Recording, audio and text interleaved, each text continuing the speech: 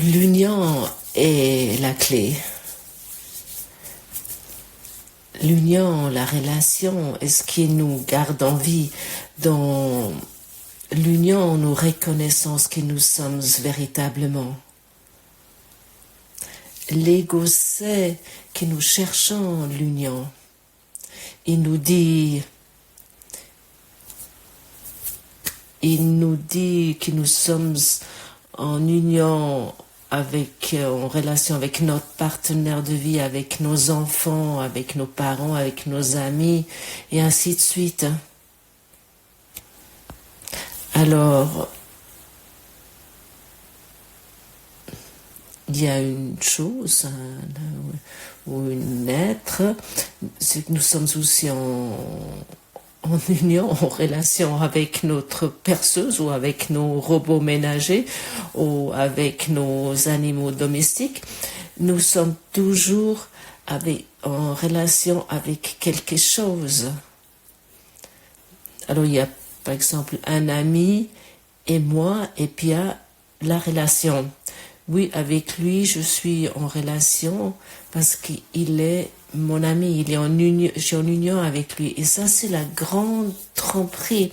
Parce qu'à ce moment-là, il y a toi et moi et ce tiers. Le tiers est la relation. La relation est égale que l'union. C'est sur le même niveau, c'est pareil.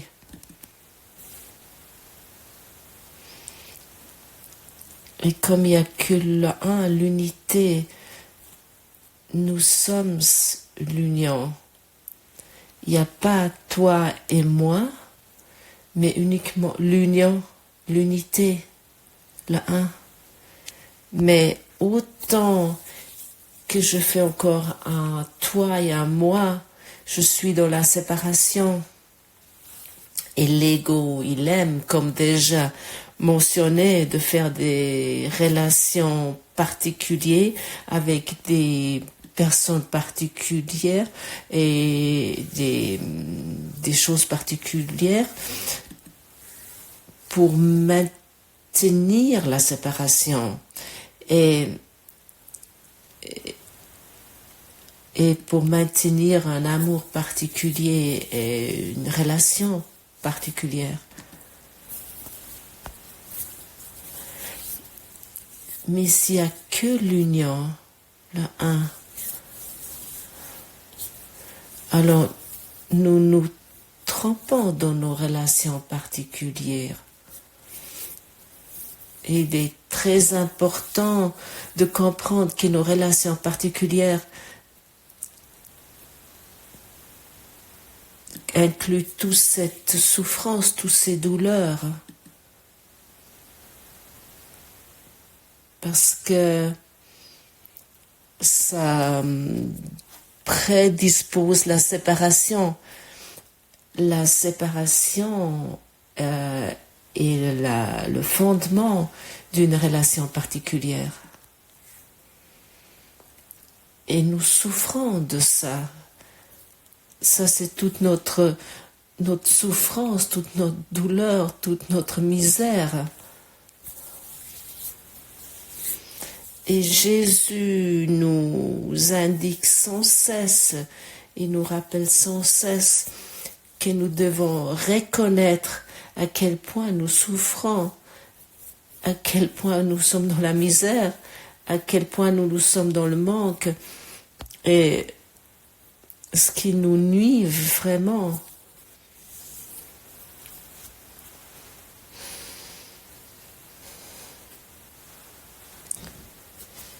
Comment sera-t-il s'il n'y a que l'union? S'il n'y a que l'union qui existe, mais pas que avec des choses particulières ou des personnes particulières. Non. Par contre, avec tout.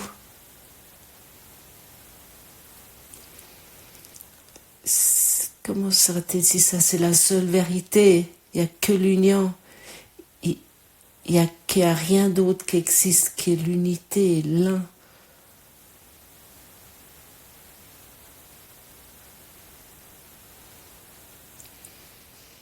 parce que tu aimerais encore une fois regarder ta version des relations particulières et de les abandonner. Mais pas les séparer, mais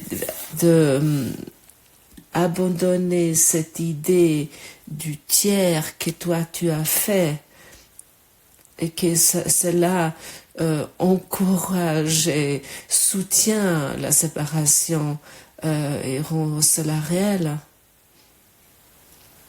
De vraiment abandonner cela.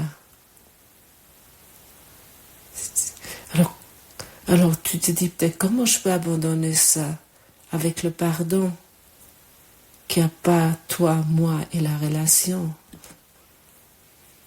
De pardonner cela avec la pratique.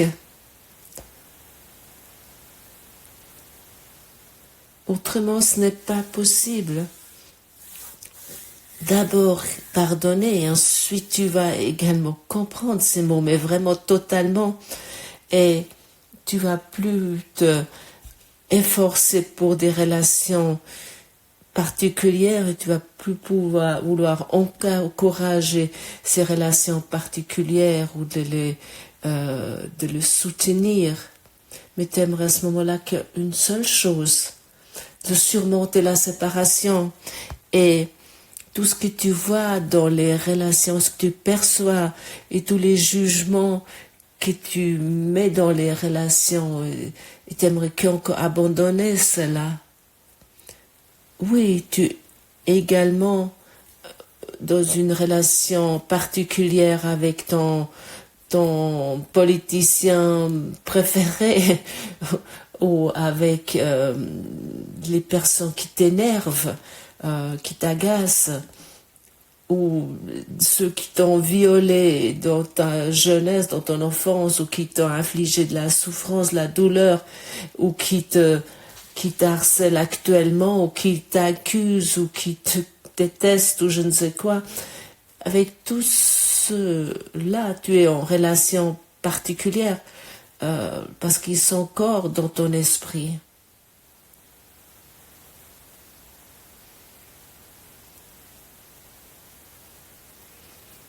Et tu expérimentes le monde à travers le filtre de la séparation.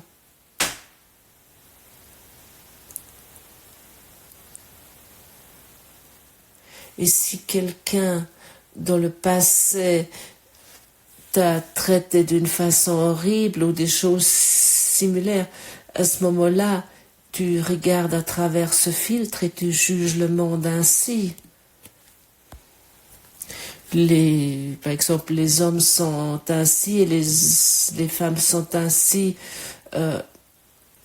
Et dans dans ce niveau de vibration basse, dans ce niveau de forme, tu essayes d'être heureux d'une manière ou d'une autre. Et comme nous avons déjà vu hier, cela est impossible. Nous devons changer notre perspective, notre point de vue, et nous devons reconnaître que tu es dans une union d'amour avec tout.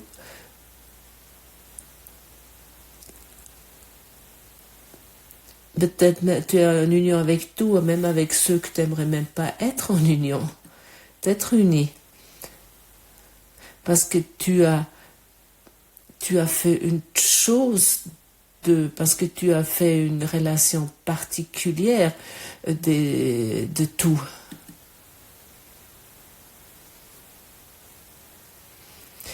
Et la plupart des personnes, ce qui est formulé ici n'est pas clair, n'est pas évident.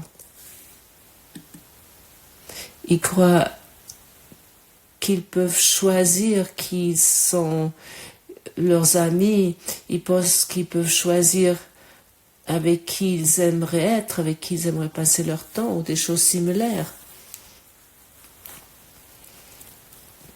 Tu es maintenant avec moi dans une union d'amour total et absolu, et tu peux ne rien changer à cela, et moi non plus.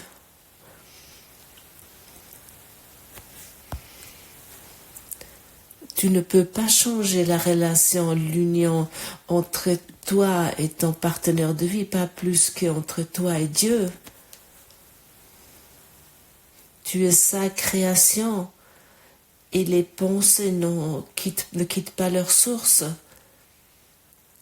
Tu es un esprit de lumière qui est en relation, en union avec tout et qui croit à un monde de séparation dans lequel nous nous imaginons que nous pouvons être heureux à travers des relations particulières. Et puis il n'y a pas un pavé de désolation plus grand que des relations particulières. C'est une évidence. Et il ne semble pas avoir une issue, une sortie, jusque quelqu'un commence à apporter la pratique du pardon dans ses relations.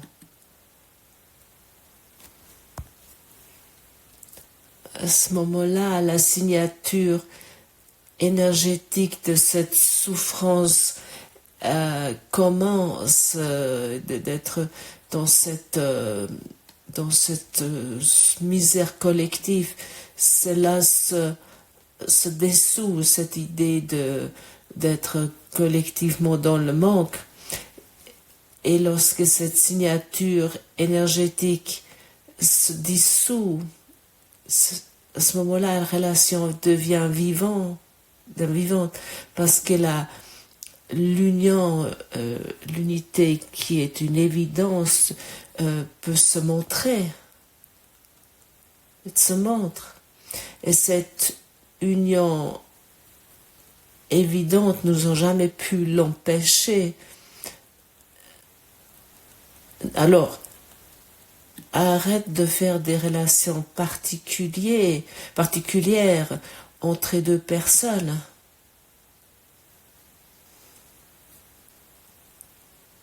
Ça n'amène à rien. Pardonne cette idée de deux personnes, par exemple de ton ami et de toi, de ton partenaire de vie et toi, tes parents et tes grands-parents et toi, ou peu importe ce que tu penses. Dans tout cela au Saint-Esprit, ça n'amène nulle part autrement. Et ici, à la véritable guérison qui a lieu, la guérison de la misère. Mais tu vas maintenant peut-être dire, mais Godfrey, comment tu peux dire quelque chose de pareil? Je suis déjà mariée depuis si longtemps, et ce n'est pas la misère. Si. Et là, seulement lorsque nous reconnaissons que cette union, cette relation pas saine, qui te garde dans la misère, dans le désespoir, lorsque tu reconnais cela, et ça c'est aussi un but de secours, que nous reconnaissons cela. Seulement lorsque nous reconnaissons cela, nous sommes prêts pour un retournement. Parce que comme je regarde dans une relation, ainsi je regarde dans le monde entier, sur le monde entier. Et nous dissocions la véritable union et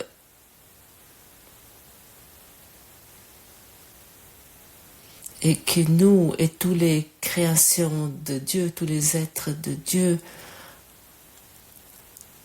par lesquels nous existons, cette grâce nous est offerte, elle nous est donnée.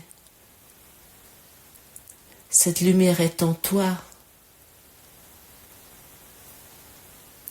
et tu émets sans cesse du signalement, par exemple ton corps émet sans cesse de signalements, soit que ce sont les signalements de désespoir dans les relations particulières, ou ce sont soit les signalements de l'amour absolu qui inclut tout, et selon ce que tu aimais, ce que tu as expérimenté.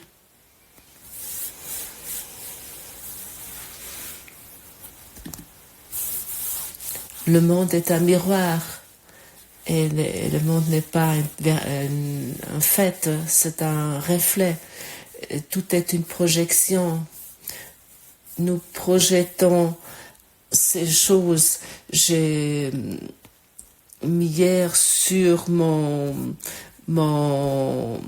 chaîne Telegram une image, j'ai publié une image sur ma chaîne Telegram.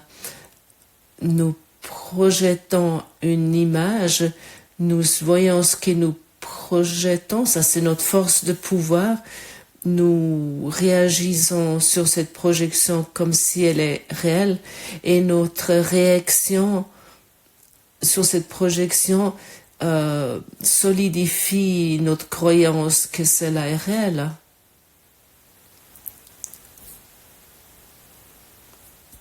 Et ainsi nous regardons sur le monde et sur nos relations. Et maintenant il s'agit uniquement encore, si tu veux encore tolérer ces projections, si tu veux les abandonner. Chaque jour, si tu abandonnes qu'une seule projection, tu n'as pas besoin maintenant d'accrocher à chaque pensée, à chaque idée et de croire « Ouh, ça c'est trop, ça je n'arrive pas ». Mais même si tu abandonnes qu'une projection par jour, 1000 autres vont être entraînés, vont être emportés avec ça. Si tu abandonnes uniquement qu'une seule conviction, et peu importe laquelle, ça n'a pas d'importance, 1000 autres convictions vont être emportées, vont être entraînées avec cela. Le Saint-Esprit va à la racine, et tu n'as pas besoin de savoir comment cela se passe, comment cela a lieu. Mais si nous restons fermés sur soi et nous croyons, nous avons raison avec nos projections, que nous avons raison avec notre idée personnelle concernant nos relations, ces relations lamentables. Oui, je sais que c'est désagréable ce que j'ai dit, ces relations misérables. Et si tu crois, si nous croyons que nous avons raison avec cela, à ce moment-là, le résultat est certain. La mort dans ce rêve de séparation va te trouver. Parce que uniquement dans le rêve de la séparation existe la mort. Dans l'union qui inclut tout, dans laquelle nous sommes déjà, il n'y en a pas de mort.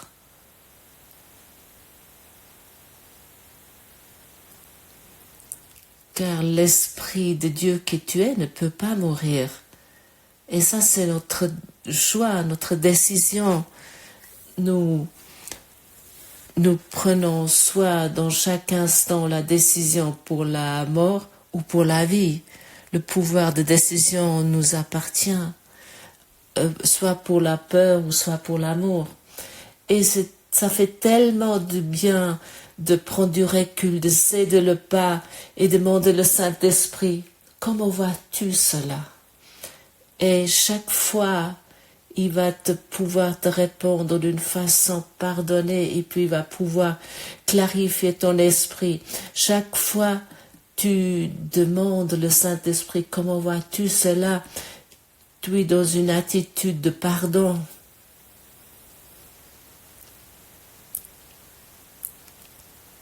Et à un moment donné, tes efforts vont être, vont être récompensés. fait, dans chaque instant, ils sont récompensés. Mais la plupart du temps, nous sommes encore fermés concernant cela. Et plus que nous nous ouvrons à cette pratique, ou plutôt plus que nous pratiquons, nous allons constater qu'à un moment donné, nous arrivons à un point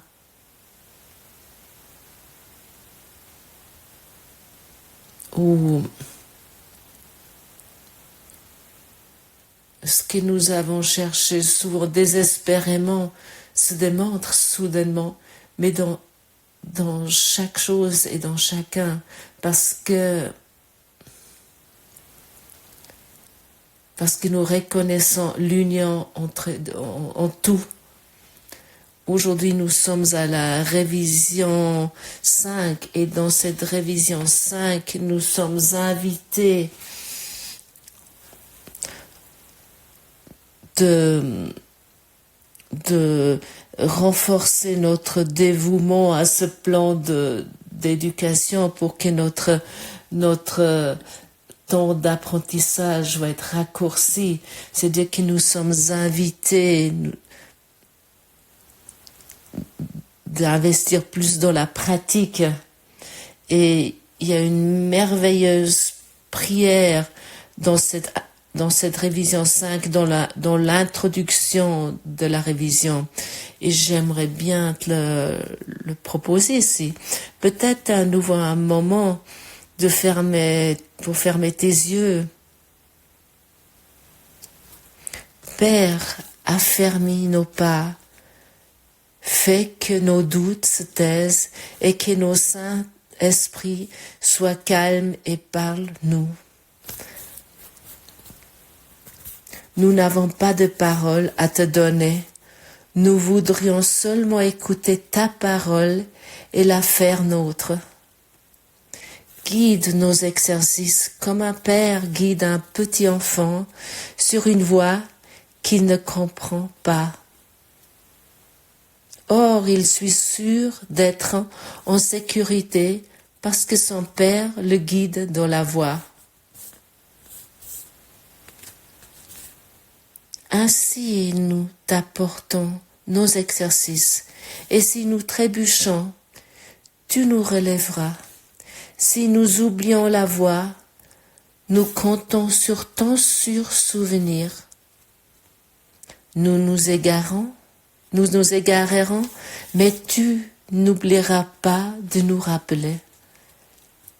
Hâte nos pas maintenant, afin que nous allions plus sûrement et plus vite vers toi, et nous acceptons la parole que tu nous offres pour nous unifier nos exercices, tandis que nous révisons les pensées que tu nous as données.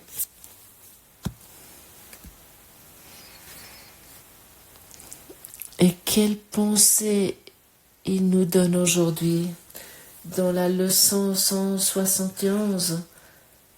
Dieu n'est qu'amour, donc je le suis aussi. Et avec cet amour, à travers cet amour, nous sommes dans l'union, nous sommes unis. Nous le sommes, accepte cela comme fait. Toutes nos révisions, nous devons commencer par cela. La leçon 151, toutes choses sont des échos de la voix pour Dieu. Dieu n'est qu'amour, donc je suis Lucie. Dieu n'est que l'union, et donc je suis unie avec tout aussi. Et la leçon 152, le pouvoir de décision m'appartient. Ça, c'est le point décisif, le point clé. Pourquoi te décides-tu? Tu as tout le pouvoir. Et comme nous avons déjà vu hier, l'univers réagit. L'univers entier dans lequel tu te trouves réagit sur ta décision.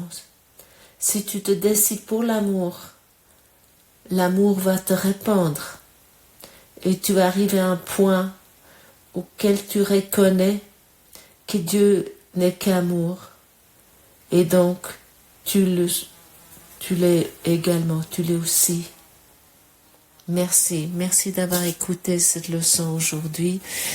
Si ce podcast vous a plu, vous pouvez mettre un pouce levé et à demain. Merci.